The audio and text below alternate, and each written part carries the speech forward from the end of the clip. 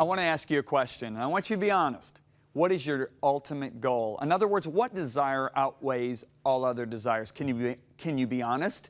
Because if you can't be honest, you might end up in a place you don't want to find yourself. What do you mean by that, John? Well, if you look at our GPSs, you know, I look at my iPhone and my assistants, they put the addresses in, if you like the health food store or the airport. And if I punch an address and I think I'm going to the health food store and I start seeing signs for Air Canada, Delta, United, all of a sudden I'm going to be a little bit upset because I completely traveled to a place that I didn't want to go.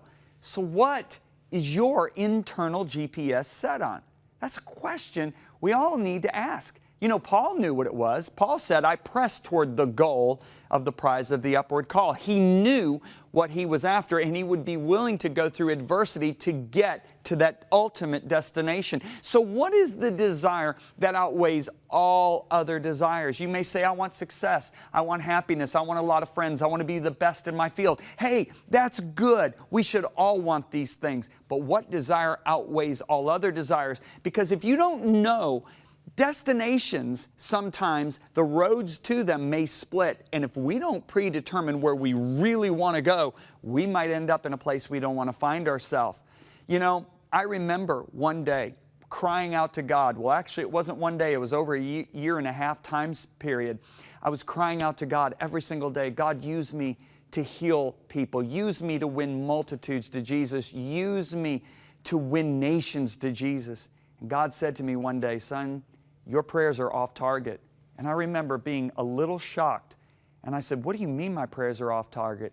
He said, son, Judas cast out devils. Judas healed the sick. Judas led many to repentance. Judas is in hell.